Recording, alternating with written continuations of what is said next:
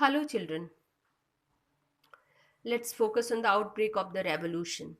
Louis 16 had to increase taxes for reason. Louis 16 जो था tax बढ़ाना चाहता था। ये प्रीवियस सेक्शन में आप लोगों को बता चुकी हूँ क्यों बढ़ाना चाहता था।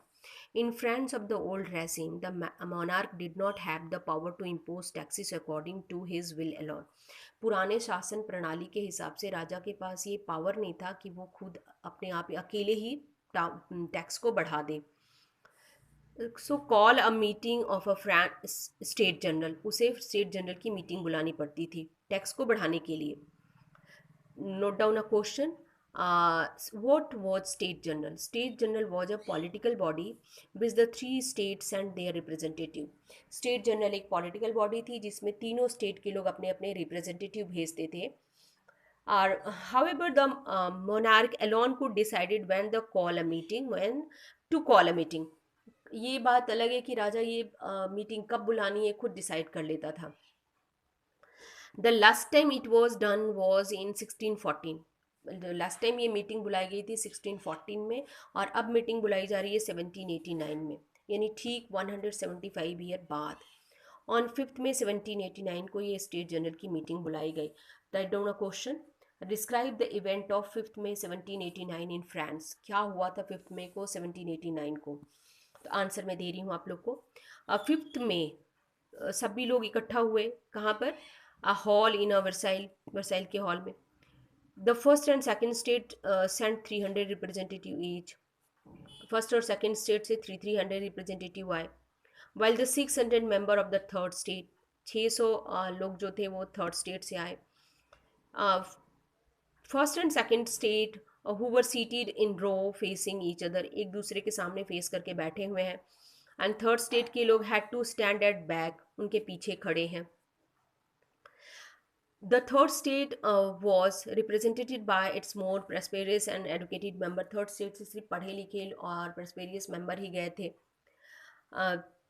Pheasant artisan women's denied entry to the assembly, इन लोगों को असेंबली में नहीं जाने दिया गया।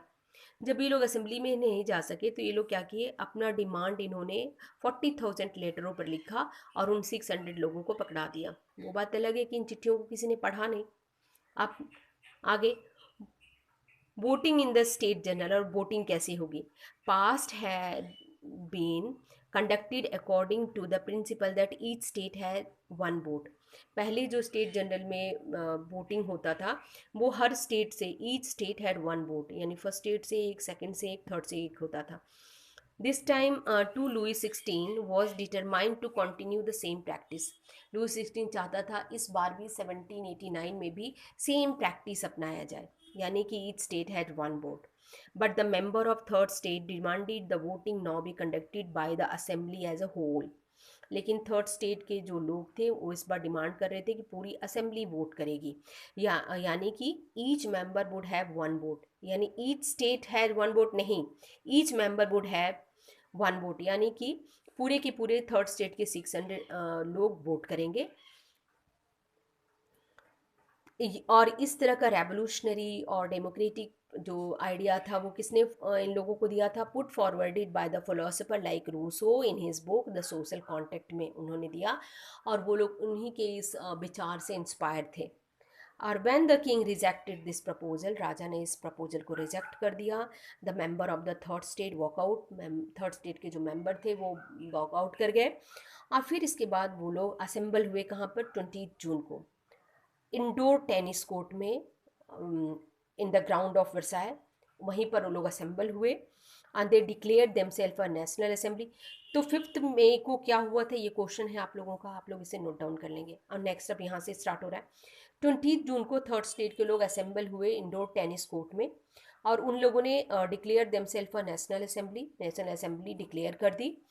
और फिर ड्राफ्टेड अ कॉन्स्टिट्यूशन, अपना कॉन्स्टिट्यूशन तैयार करने लग गए। इस कॉन्स्टिट्यूशन के हिसाब से would limit the power of the monarch, राजा की शक्तियों को, पावर को क्या कर दिया गया? कम कर दिया गया।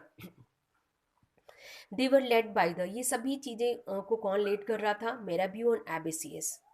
तो यहाँ पर शॉर्ट क्वेश्चन है, आप लोग नोट कर लेंगे। Who was Mirabeau? तो Mirabeau was born in a noble family, यानी कि ये सेकंड स्टेट से बिलोंग करते थे। पर ये जो स्पेशल प्रिविलेज मिल रहा था फर्स्ट एंड सेकंड स्टेट को, इसके अगेंस्ट थे।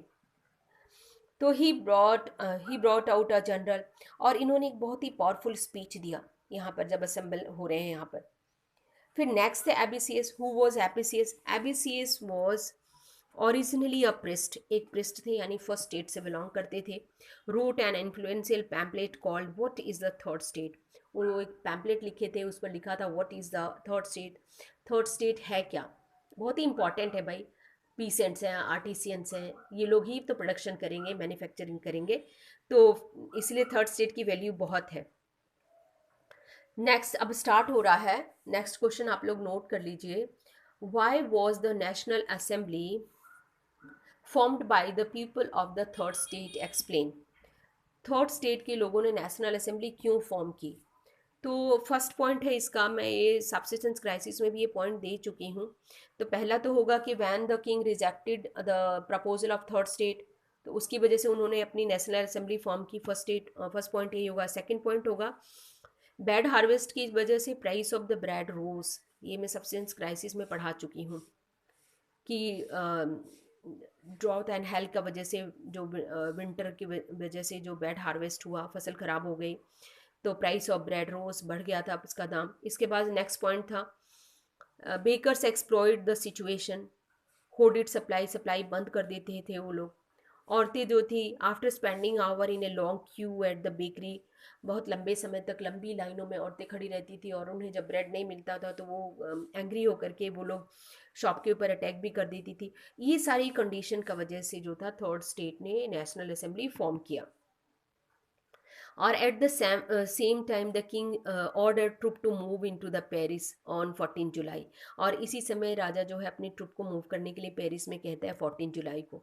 तो आप लोगों को समझ में आ गया होगा कि 5 मई को, उससे पहले राजा ने उन लोगों का प्रपोजल रिजेक्ट किया इस वजह से, और 20 जून को थर्ड स्टेट ने अपनी नेशनल असेंबली फॉर्म की। ये सारा गुस्सा था, और वही गुस्सा उन सभी थर्ड स्टेट के लोगों ने 14 जुलाई को निकाला। तो इससे पहले भी मैं आप लोगों को प्रीवियस सेक्शन में पढ़ा चुकी हूँ कि पेरिस में तो ये राइट्स हुए, दंगे हुए, क्योंकि वहाँ र्यूमर स्प्रेड हुआ, लेकिन कंट्री साइड भी लोग क्यों गुस्सा थे?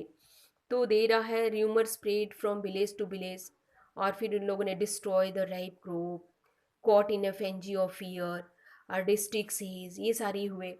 फिर looted the hoarded grains, burn down the documents. गांव, ये सब कंट्री साइड हो रहे हैं, यानी फ्रांस के गांव में ये सब घटनाएं घट रही हैं। फिर ब्रन डाउन द डॉक्यूमेंट, वो डॉक्यूमेंट जिसमें कि उन लोगों के ड्यूज थे पीसेंट्स के, वो सारे डॉक्यूमेंट उन लोगों ने जला दिए। Large number of novels fled from their homes, और कुछ तो माइग्रेट करके नेबरिंग कंट्री भी शिफ्ट हो गए। तो इस तरह से पूरे फ्रांस में ये रेड्स हुए 14 जुलाई को। क्यों हुए आप लोगों को समझ में आ गया होगा। नेक्स्ट क्वेश्चन है, आप लोग नोट कर लीजिए। What was the importance of 4 अगस्त 1789 इन फ्रांस? 4 अगस्त के क्या इंपॉर्टेंट है 1789 का फ्रांस में? तो फिर इसके बाद हम आंसर स्टार्ट कर रहे हैं। Louis 16 finally accorded recognition of the National Assembly and accepted the principle that his power would from now on be checked by the constitution. रूई 16 ने अब ये वो एक्सेप्ट कर रहे हैं कि हाँ, वो नेशनल असेंबली को एक्सेप्ट कर रहे हैं, और वो अब उनके जो पावर है उसको लिमिट कर दिया गया है, और वो किसके थ्रू अब चेक हो रहा है? कॉन्स्टिट्यूशन के थ्रू। तो फर्स्ट पॉइंट यही होगा, क्या इंपॉर्टेंट है? लुई 16 के पावर को लिमिट कर दिया गया, लुई 16 ने नेशनल असेंबली को एक्सेप्ट कर लिया। सेकंड है ऑन द नाइट ऑफ 4 अगस्त 1789 abolishing the feudal system, feudal system को ख़त्म कर दिया गया। टैक्स को भी वो लोग ख़त्म कर रहे हैं। Member of the clergy to were force to give up their privilege, जो थर्ड स्टेट के लोगों को प्रिविलेज मिल रहा है उसको भी फोर्स किया गया कि आप लोग छोड़िए इसे। टिथिस, जो टैक्स दिया जाता था एग्रीकल्चरल टैक्स चर्च को, उसको भी एबलाइज कर दिया गया। And the land owned by the church was confiscated, जो चर्च के पास ज़मीनें थी उसको भी कब्जा कर लिया गया। तो इसलिए 4 अगस्त 1789 का फ्रांस के लिए बहुत ही इंपॉर्टेंट है। तो ये सारे क्वेश्चन आप लोग प्रॉपरली नोट कर लेंगे कॉपी में। Thank you children.